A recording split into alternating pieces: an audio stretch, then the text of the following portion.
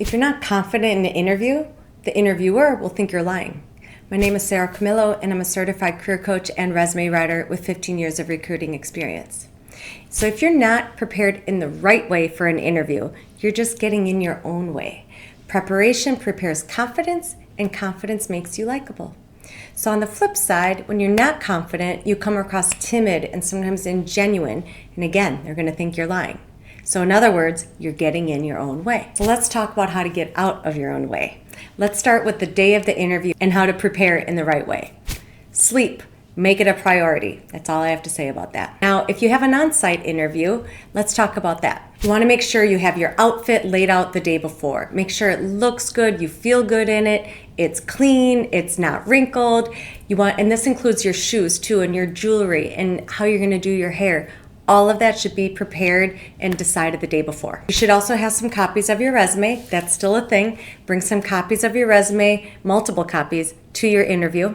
Make sure you have a portfolio or something that you're keeping your questions that you have asked for them, and a pen or multiple pens, maybe a bottle of water. They often give you some, but just in case they don't, bring your own water. And again, having your questions ready to go for the interview as well. You just don't want to be rushing that morning. You want to be ready. And then when you show up on site, make sure you look polished and put together. Make sure you have everything zipped up. Girls, your purse zipped up or your portfolio zipped up. Make sure you're not holding your keys and your phone in your hands. You just kind of look like a mess. Be polished and put together. Now, for virtual interviews, it's a little bit different. You want to make sure you have your technology set up the day before. So whether that video is on Zoom or Microsoft Teams or Google Meets, make sure you have that fully downloaded and updated too, so that you don't have to do that right before the interview the next day. Check your lighting and all of that to make sure, like time of day, I don't know if you go by a window or whatever, make sure you have the lighting right for whatever time of day your interview is at. Make sure the background is clean too. You don't want dirty dishes or a pile of clothes. It's actually okay to blur that or have a clean virtual background. That's okay too. And then you want to log in at least 5 minutes before. You want to make sure you're ready to go, and you're showing up when they log in. You're already there smiling. And also for both virtual and on-site, do your research. Know your interviewers. Make sure you research them on LinkedIn or maybe on the website. Know what their background is, their titles, the department that they're in. Again, that's where you want to tailor your responses, like we talked about in the last video. You want to speak their language, right? So if you know their background, you can prepare for that in the right way. The next part, asking good questions. This is a topic that I feel like has been talked about for years. And I even still get asked, what are good questions to ask? And now I do think that there are some good, insightful questions that I'm going to be sharing here, but you should also have your own questions. If you're interviewing for a job, you shouldn't be asking me or somebody else, what should I ask them about the job? You should already be putting yourself in the place of the job, and then you're most likely going to have some questions. So if not, let's break this down on what you should already know, what you could ask. So about the role specifically, go ahead and ask about the scope. How many accounts or clients would I manage? What's the size of the territory? How much travel is involved if it's that type of job? How many direct reports would I have, or what's the size of the team? And if you're really strongly being considered for a role, you should already have a feel for what the day-to-day looks like. So don't ask about the day in the life or anything like that. Instead, you can ask some specifics about maybe some goals, KPIs, metrics that are aligned with this role. So again, ask about the goals for this role and for the team. What does success look like in the first 90 days or the first year? What are the priorities that are most important for somebody in this role? That kind of gives you a feel for what you'd be doing as soon as you start. So for example, if I'm interviewing for recruiting jobs, right? So I would ask about what is the average time to fill for a job?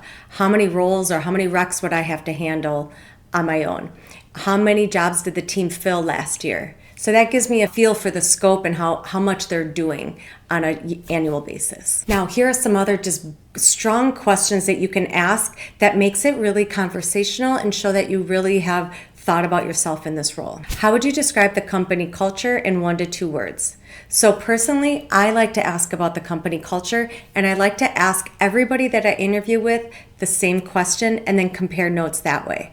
The culture is one of the biggest risks, right? Companies like to say what you want to hear when it comes to the culture, but then all of a sudden you get in and then you find out this is not the right culture or environment for me. So that's the hardest part to really determine in an interview process.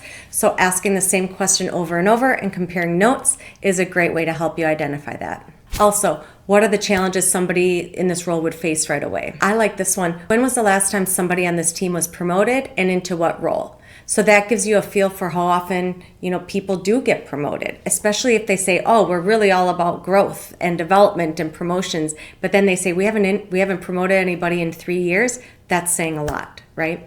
And then a really good question I'd like to end on is, what about the company's future are you most excited about? So that way they're talking about something positive and something they're really excited about themselves, about the company. So then when they hang up with you or shake your hand and walk away, they're going to associate that excited feeling with you. So I definitely recommend asking that at the end. Comment below with any of your questions that you like to ask in an interview. I'd love to share it with other people and learn from each other too. Next, I want to talk about your body and brain wellness. This is just as important as having your stories prepared. So do what you need, what works for you. Whether that's coffee or tea or some form of caffeine in the morning because skipping it may give you a headache, make sure you have that. Have a solid meal before so hunger doesn't distract you or you lose your train of thought or your stomach growls in the middle of an interview. Have a workout, go for a walk, something that gets the blood flowing. That one works so well for me. It just makes me feel ready to go more than anything. Vitamins, supplements, do what your body needs. So I'm a female in my late 40s. I'm all about the supplements these days. Whether it's for focus, whether it's for calm, whether it's for sleep, all of these things that your body needs on a regular basis these days. I do have discount codes below, selfless little plug, for both Cured Nutrition and JS Health. Both are amazing companies. Check that out if you're looking for anything new that helps you just feel your best. That's what's most important. In short, just know what's best for you so that you bring your best self to the interview, because being composed and feeling good makes you interview well too. Now, let's talk about your confidence. So you were invited to this interview for a reason. You've already impressed somebody, whether this is your second or third interview or your first, then your resume impressed somebody. Either way, you were invited for a reason. So don't forget that and start right there with confidence. Then you want to be prepared. Like I said earlier, preparation creates confidence. Confidence makes you likable, right? So for my own job search, I'm going to be working with a coach. So I would schedule at least one mock interview before the interviews that I do have. And I'd also ask for that recording of the mock interview. As awful and horrible as it is to watch yourself, it's very tough. You learn so much from it. Maybe you talk with your hands too much. Maybe your energy level's lower than you thought. Maybe you need to smile more. Maybe you need to smile less. Talk slower, talk faster, control how many times you say There's so many different takeaways that you can get from watching yourself. Now, if you're not working with a coach, you can still work with your mentor or a friend, or maybe you have a friend who's in HR and does a lot of interviews.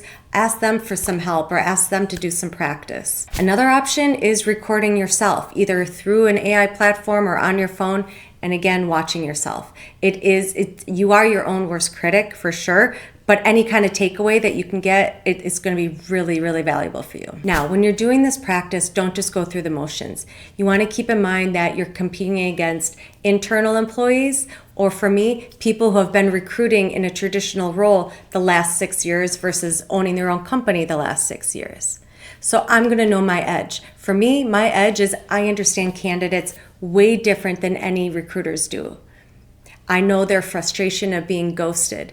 I know what it's like being on that side. That's going to make me a stronger recruiter. So I would position myself in the interview process as a recruiter who takes the time to know my candidates. I'm going to make sure that they are going to have a better experience than somebody who doesn't. I'm going to advocate for them. And I'm going to deliver a strong experience for them so that I'm representing the company well, because that is one thing with today's job market. A lot of companies with the ghosting and all of that, it's hurting their own brand. So I'm going to make sure I'm representing the company well. Now, I can't control who else applies or who else they interview, but I can control my own story. And that's how I'm going to influence them along the way. So again, knowing your edge is what's going to set you apart from other candidates and leave them walking away going, we can't afford to not hire her. That's what you want to remember. That's the goal of your interview. With everything else that we talked about, you need to go in with confidence. When you're prepared, you're confident. When you feel good, you look good, you're going to do well as well. So if you like this video, please like the video. I'm going to be talking more and more about interview prep and interview strategies in the next 2 videos as well. I'm really excited. I'll see you there.